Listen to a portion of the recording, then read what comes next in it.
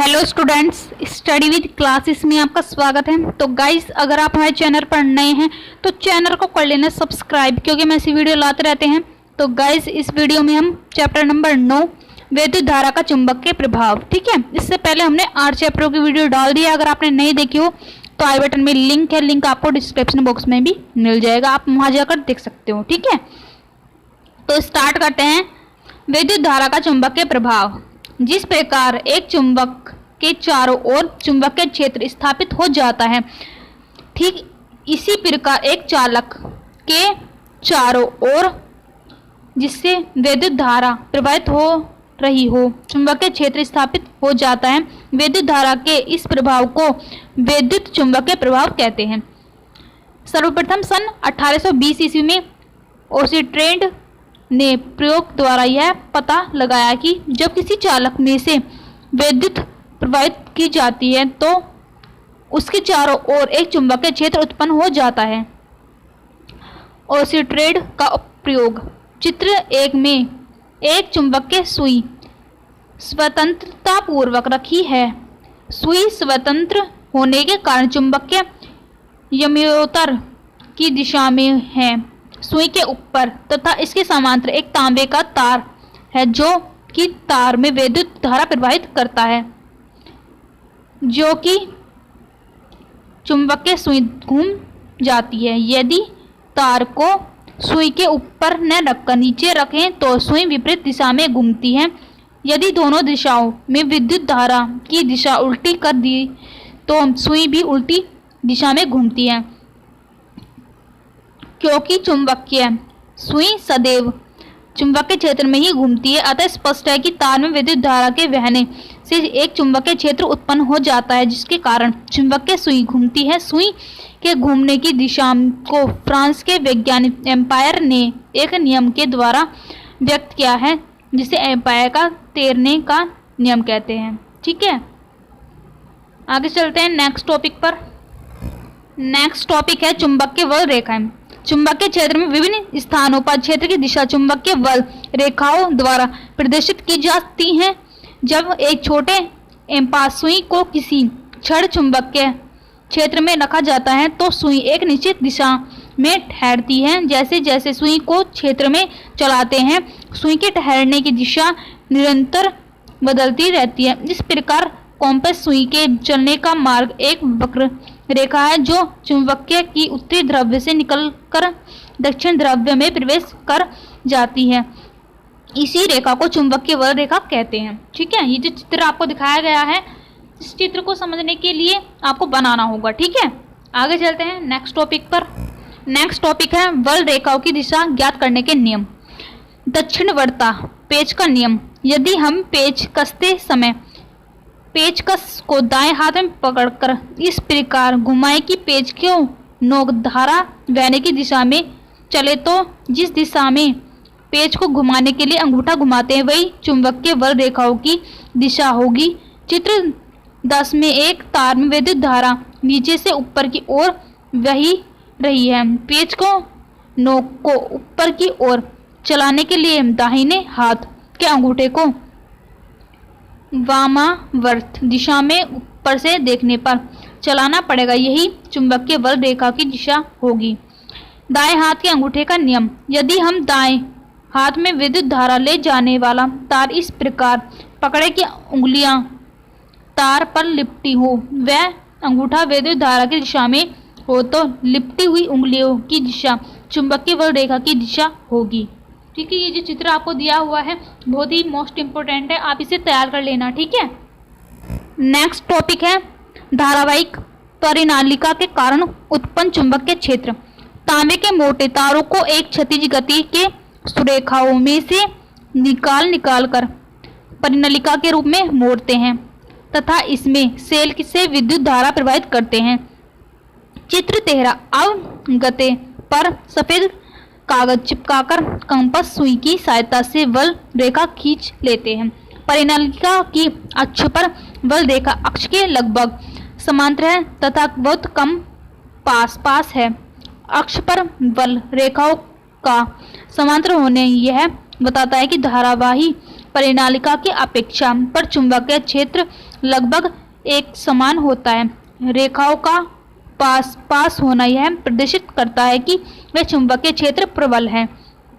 चुंबकीय बल रेखा परिनालिका के एक सिरे से भीतरी की ओर जाती है तथा दूसरे सिरे से बाहर निकलती है। परिनालिका का वह सिरा जिससे होकर बल रेखा भीतर की ओर जाती है दक्षिण चुंबकीय द्रव्य S की तरह वायु व्यवहार करती है तथा दूसरा सिरा जिससे बल रेखा बाहर निकलती है उत्तरी ध्रुव N की तरफ व्यवहार करती है।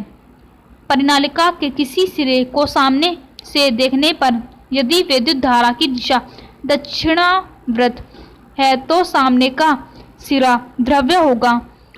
यदि धारा की दिशा वामव्रत है तो सामने का सिरा उत्तरी ध्रुवीय होगा। नेक्स्ट टॉपिक है फ्लेमिंग का बाएं हाथ का नियम। ठीक है, यदि हम अपने बाएं हाथ के अंगूठे तथा उसके पास वाली दोनों उंगलियों को इस प्रकार फैलाएं कि तीनों एक दूसरे के लंबवत रहें, तब यदि पहली उंगली चुंबकीय क्षेत्र B की दिशा के तथा बीच वाली उंगली धारा I की दिशा में बताती है तो अंगूठा चालक पर लगाने वाला बल F की दिशा में बताएगा। ये चित्र आपको तैयार कर लेना, 100% पेपर में आएगा। ठीक है, नेक्स्ट है एक समान चुंबकीय क्षेत्र में स्थिति प्रवाहित चालक पर बल। माना कि एक चालक तार की जिसकी लंबाई L है तथा जिसमें धारा I बह रही होती है किसी एक समान चुंबकीय क्षेत्र B में इस प्रकार रखा है कि तार में धारा की दिशा चुंबकीय क्षेत्र की दिशा में लंबवत है। चित्र 16 फ्लेमिंग के वाम हस्त नियम के अनुसार तार पर लगने वाला बल F की दिशा धारा I तथा क्षेत्र B दोनों के लंबवत होगा। प्रयोग द्वारा निम्न बातें ज्ञात होती हैं। ठीक है, जो मैंने चित्र बनाया था ना ये इसी के ऊपर है क्वेश्चन। ठीक है, इसे तैयार कर लेना है आपको। नेक्स्ट टॉपिक है विद्युत मोटर। यह एक ऐसा साधन है जिसके द्वारा विद्युत ऊर्जा को यांत्रिक ऊर्जा में बदला जाता है। इसका सिद्धांत इस तथ्य पर आधारित है कि जब किसी कुंडली को चुंबकीय क्षेत्र में रखकर उसमें विद्युत धारा प्रवाहित करते हैं तो उस पर एक बल युग्म कार्य करने लगता है जिसकी दिशा फ्लेमिंग के वाम हस्त नियम द्वारा निर्धारित की जाती है। यह बल युग्म कुंडली को चुंबकीय क्षेत्र में लगातार घुमाता रहता है। रचना चित्र 17। विद्युत मोटर के 3 मुख्य भाग हैं। क्षेत्र चुंबकीय, यह एक शक्तिशाली चुंबकीय होता है जिसके द्रव्य खंड N व S हैं। आर्मेचर, यह तांबे के तार के कई फेरों वाली एक कुंडली ABCD होती है जो कि चुंबकीय के द्रव्य खंड NS के बीच घूमने के लिए स्वतंत्र है। विभक्त वलय तथा वृष, यह एक पतले का एक छल्ला होता है जो 2 बराबर भागों में विभाजित होता है। ये दोनों भाग एक दूसरे से प्रतिकृत होते हैं। कुंडली का एक सिरा वलय के एक भाग से तथा दूसरे सिरा दूसरे भाग से जुड़ा होता है। इन भागों को पृथक पृथक 2 कार्बन के वृष स्पर्श करते हैं। इन वृषों का संबंध एक बैटरी से होता है। एक वृष से विद्युत धारा कुंडली में प्रवेश करती है तथा दूसरे वृष से बाहर निकलती है। क्रियाविधि, जब बैटरी से कुंडली में विद्युत धारा प्रवाहित की जाती है तो फ्लेमिंग के वाम हस्त नियम के अनुसार कुंडली की भुजा AB पर एक बल नीचे की ओर तथा भुजा CD पर एक बल ऊपर की ओर कार्य करने लगता है।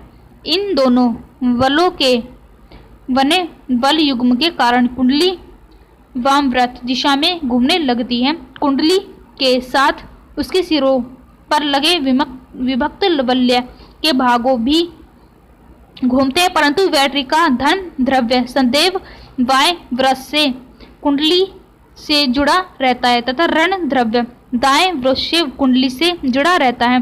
अतः कुंडली उस दिशा में घूमती रहती है। विद्युत मोटर का उपयोग विद्युत ऊर्जा को यांत्रिक ऊर्जा के रूपांतरण में होता है। इसके द्वारा बिजली के पंखे, ऑटो पीसने की चक्की इत्यादि चलाई जाती हैं। ठीक है, ये चित्र आपको तैयार कर लेना है, 100% आएगा पेपर में। ठीक है, नेक्स्ट टॉपिक है धारावाही चालक द्वारा उत्पन्न चुंबकीय क्षेत्र वायु सॉर्वेट नियम। सर्वप्रथम ऑस्ट्रेट ने प्रयोग द्वारा पता लगाया कि जब किसी चालक में विद्युत धारा प्रवाहित की जाती है तो उसके चारों ओर चुंबकीय क्षेत्र उत्पन्न हो जाता है। वायु द्वारा सॉर्वेट ने प्रयोग के आधार पर धारावाही चालक से उत्पन्न चुंबकीय क्षेत्र की तीव्रता का सूत्र प्राप्त किया। इन प्रयोगों के आधार पर धारावाही चालक के छोटे खंड त्रिकोण द्वारा किसी बिंदु P पर उत्पन्न चुंबकीय क्षेत्र B की तीव्रता निम्न बातों पर निर्भर करती है। चित्र 18। पहला टॉपिक है, यह चालक में प्रवाहित विद्युत धारा I के अनुक्रमानुपाती होती है। दूसरा है, यह चालक खंड की लंबाई त्रिकोण के अनुक्रमानुपाती होती है। तीसरा है, यह चालक खंड से बिंदु P तक की दूरी के वर्ग R स्क्वायर के व्यक्रमानुपाती होती है। चौथा है, यह धारा की दिशा एवं चालक खंड को बिंदु P से मिलने वाली रेखा के बीच बनने वाले कोण Q की साइन के अनुक्रमानुपाती होती है। चारों नियमों को मिलाने पर ये जो नियम है, ये नियम आपको तैयार कर लेना है। ठीक है, जिससे कि आपको जो भी न्यूमेरिकल आए वो करने में आसानी हो। ठीक है, और ये चित्र दिया हुआ है, इस चित्र को एक बार तैयार कर लेना है आपको अच्छे से समझने के लिए। ठीक है, जितना आप बनाओगे उतना ही आपको समझ में आएगा। आगे चलते हैं नेक्स्ट टॉपिक पर। नेक्स्ट है शॉर्ट क्वेश्चनों में चुंबकीय क्षेत्र की दिशा एवं तीव्रता। क्षेत्र के किसी बिंदु पर रखी कपास सुई के दक्षिणी ध्रुव से उत्तरी ध्रुव की ओर खींची गई रेखा की दिशा उस बिंदु पर चुंबकीय क्षेत्र की दिशा कहलाती है। यदि चुंबकीय क्षेत्र में किसी स्थान पर क्षेत्र के लंबवत रखे 1 मीटर लंबे चालक के 1 एम्पायर की धारा प्रवाहित करने पर चालक पर 1 न्यूटन का बल लगे तो उस स्थान पर चुंबकीय क्षेत्र की तीव्रता का मान 1 न्यूटन प्रति एम्पायर मीटर होगा। और नेक्स्ट है, चुंबकीय क्षेत्र की तीव्रता का मात्रक न्यूटन प्रति एम्पायर मीटर अथवा वेबर मीटर स्क्वायर होता है। चुंबकीय क्षेत्र की तीव्रता एक सदिश राशि है। चुंबकीय बल रेखाएं। चुंबकीय क्षेत्र में बल रेखाएं वे काल्पनिक रेखाएं हैं जो उस स्थान में चुंबकीय क्षेत्र की दिशा का आवृत्त प्रदर्शित करती है। चुंबकीय बल रेखा के किसी भी बिंदु पर खींची गई स्पर्श रेखा उस बिंदु पर चुंबकीय क्षेत्र की दिशा को प्रदर्शित करती है। उदासीन बिंदु पर परिणामी चुंबकीय क्षेत्र शून्य होते हैं। ठीक है, और नेक्स्ट पर चलते हैं जो कि इम्पोर्टेंट है, वो है चुंबकीय क्षेत्र में क्षेत्र के लंबवत गतिमान अवशेषित कण पर बल लोरेंज बल F बराबर Q V B। चुंबकीय क्षेत्र की दिशा वह है जिसमें गतिमान अवशेषित कण पर कोई बल नहीं लगता। ठीक है, तो गाइज ये तो कुछ इंपॉर्टेंट क्वेश्चन जो मैंने आपको समझा दिए हैं। अगर आपको कुछ भी दिक्कत हो तो कमेंट में ज़रूर बताना, हम उसकी सोल्यूशन की वीडियो ज़रूर लेकर आएंगे। ठीक है, तो गाइज अगर आपको वीडियो अच्छी लगी तो वीडियो कर देना एक लाइक, और चैनल पर नए हो तो चैनल को कर लेना सब्सक्राइब। अगर आप हमें इंस्टाग्राम पर फॉलो करना चाहते हैं, लिंक डिस्क्रिप्शन बॉक्स में दिया हुआ है। ठीक है, और इससे पहले के पार्टों की वीडियो भी जैसे मैंने बताया था पहले, लिंक डिस्क्रिप्शन बॉक्स में दिया हुआ है। तो मिलते हैं नेक्स्ट वीडियो में। Thank you.